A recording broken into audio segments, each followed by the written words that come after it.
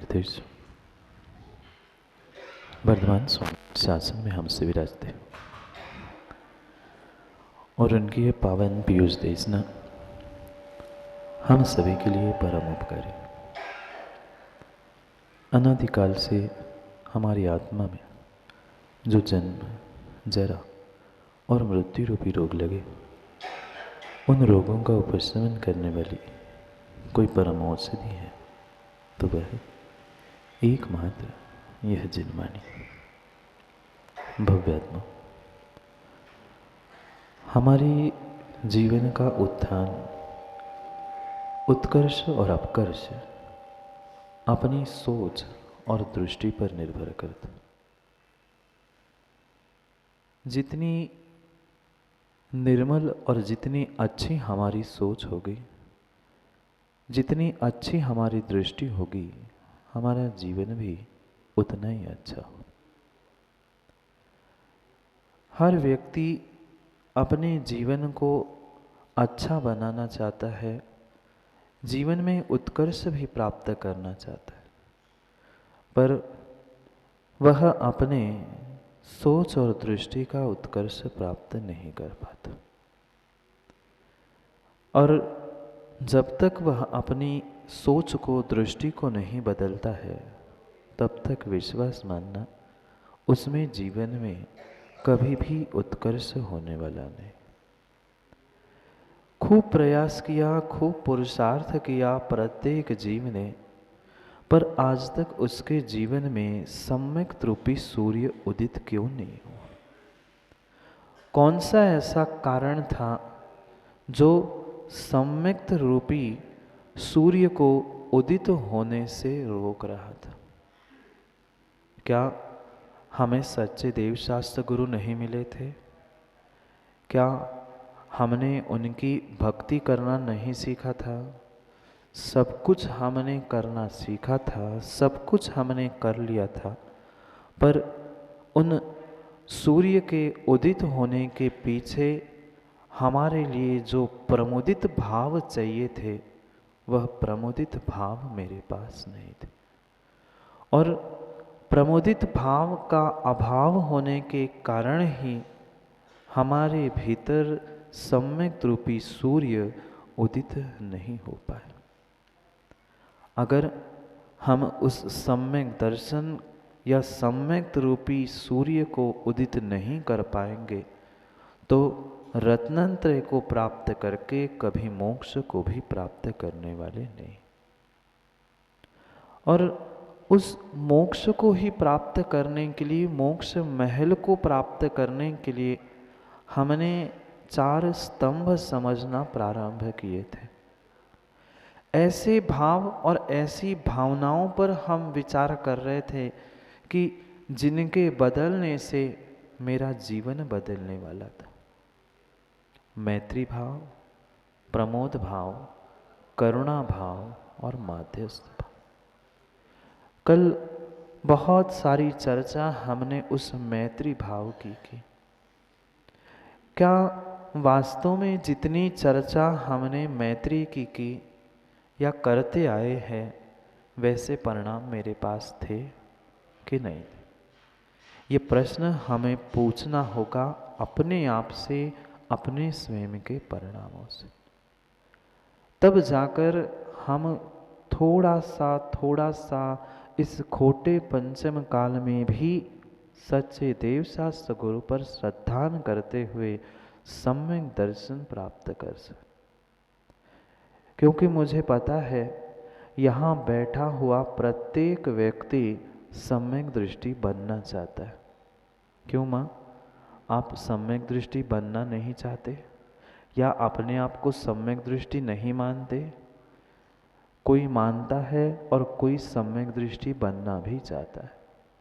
फिर सम्यक दृष्टि बनना है, सम्यक दर्शन प्राप्त करना है, तो हमें इन चारों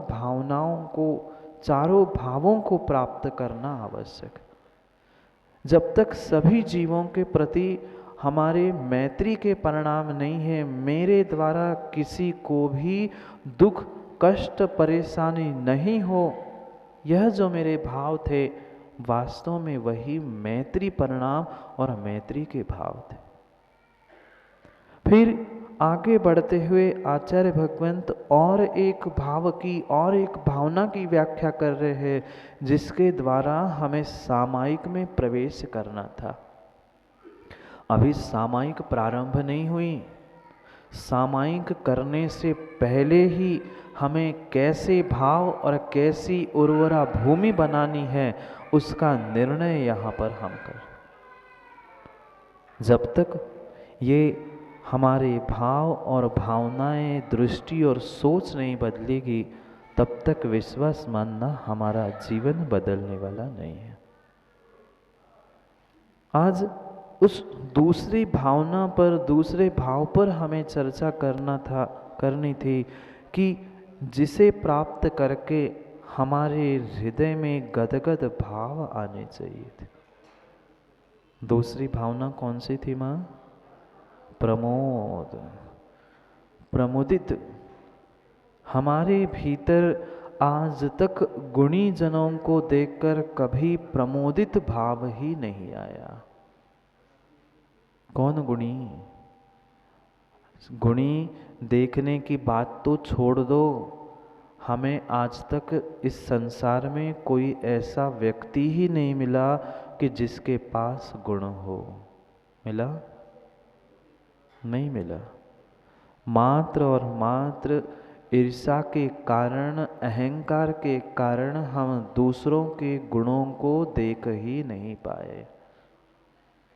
कभी कभी ये जरूर महसूस होता है कि अमुक व्यक्ति हमसे अच्छा है, वह बहुत अच्छा काम करता है, पर जब कभी कहने का समय आता है, क्या राजकुमार जी हम कह पाते हैं? नहीं कह पाते। और जब तक ये दूसरों की प्रशंसा करने का या दूसरों का अच्छा देखने के भाव हमारे नहीं हो रहे हैं, तब तक विश्वास मानना प्रमोदित भाव नहीं है। और प्रमोदित भाव नहीं है तो सम्यक का उदय भी होने वाला नहीं है।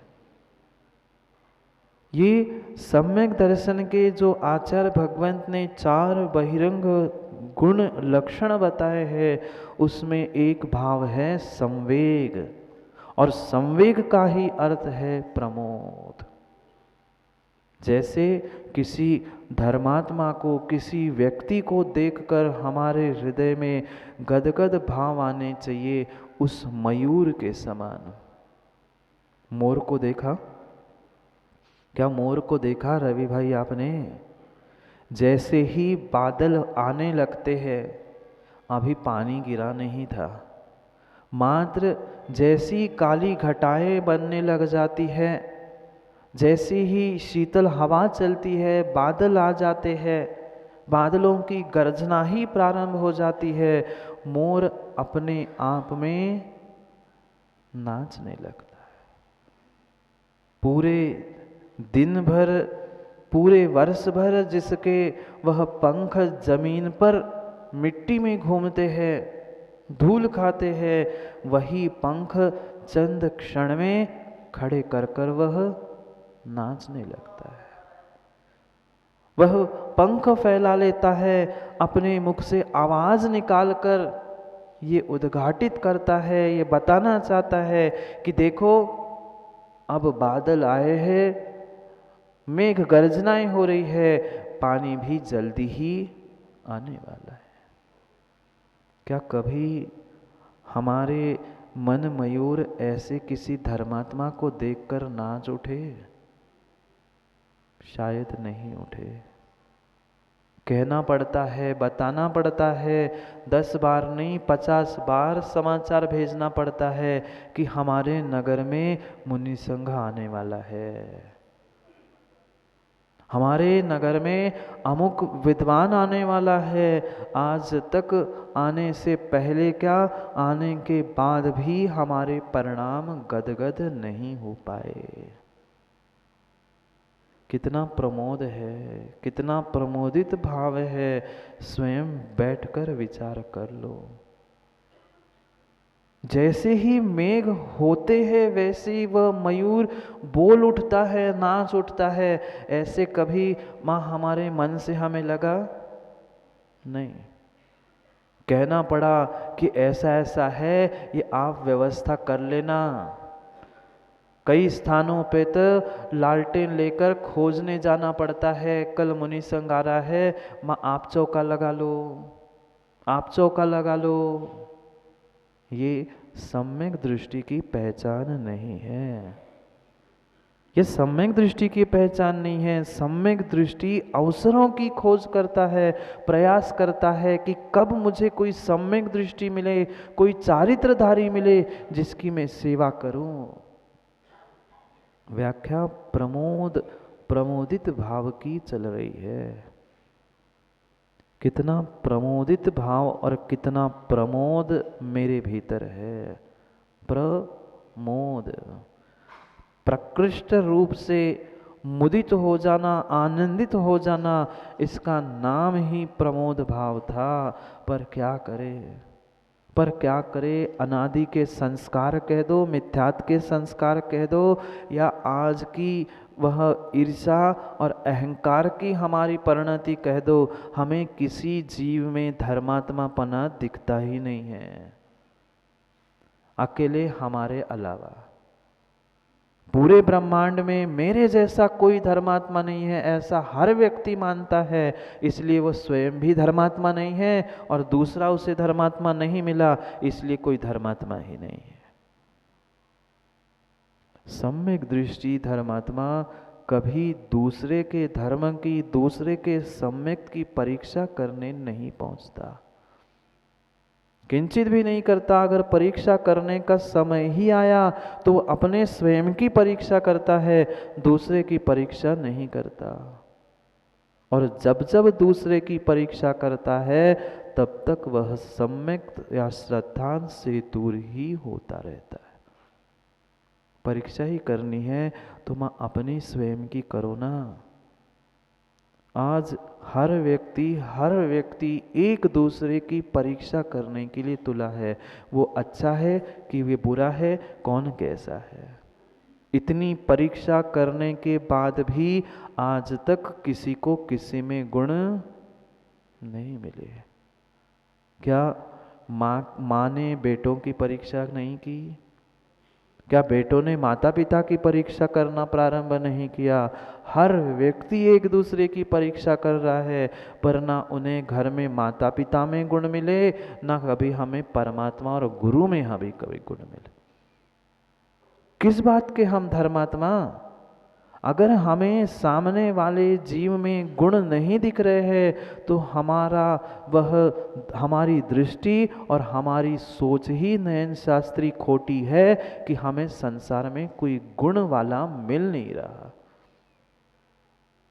एक वनस्पति भी होती है, उस वनस्पति में भी कोई ना कोई गुण अवश्य होता है। फिर हमें इंसान में गुण नहीं दिख रहे हैं, हम इंसान किस बात के? हमें इंसानों में गुण, मनुष्यों में गुण नहीं दिख रहे हैं। हमारी ये आंखें इंसान की आंखें नहीं है, मात्र कांच के गोले हैं। हाँ, आचार्य महाराज स्पष्ट कहते हैं, जिन किसी जीव को पंचम काल में कोई धर्मात्मा नहीं मिल रहा है, वह किंचित भी स्वयं में धर्मात्मा नहीं है और उसकी आंखें भी मात्र कांच के गोले हैं। माँ कितने धर्मात्मा मिले आज तक आपको?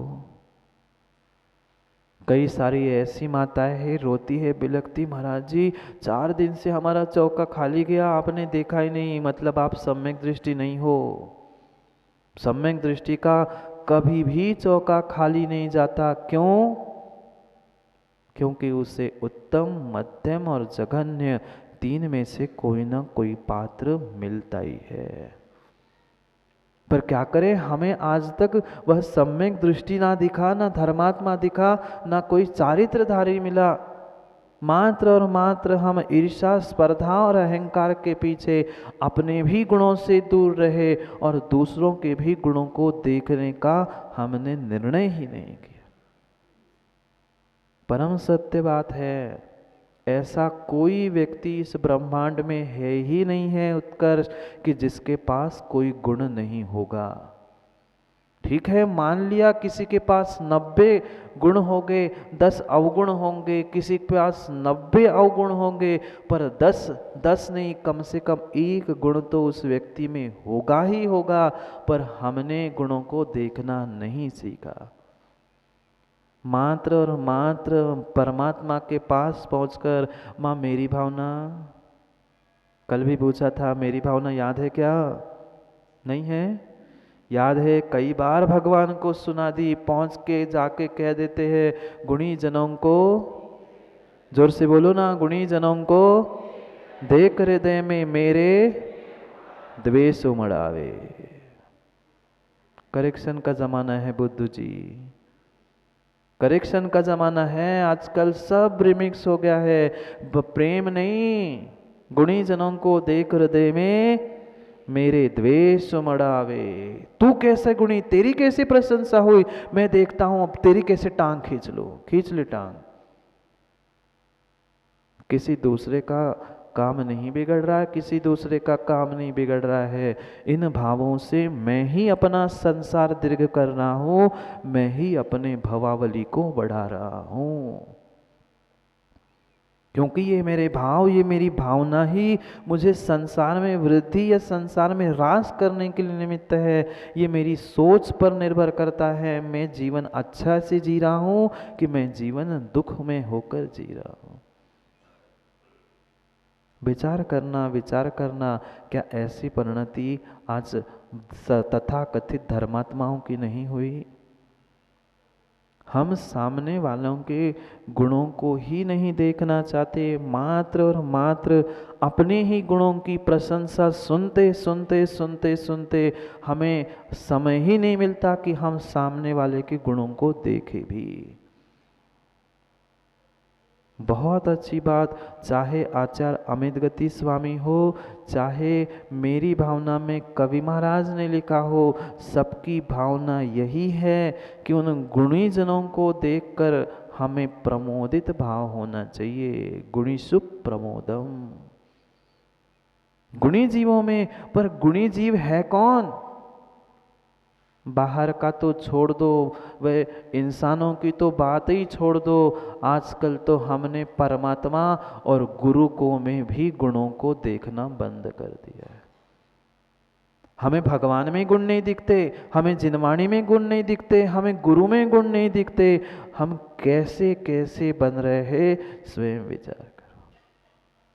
ऐसे भी जीव है, ऐसे भी जीव है महेंद्र भाई, गुरु की और परमात्मा की परीक्षा करने पहुंच जाते हैं कि उनमें गुण है कि नहीं है। अरे आपको तो साक्षात तीर्थंकर की मुद्रा दिख गई थी, अरिहंत की मुद्रा दिख गई थी, आप क्यों परीक्षा करने जा रहे थे? आप अपना काम करते, नमन करते, नमस्कार करते, आगे बढ़ जाते।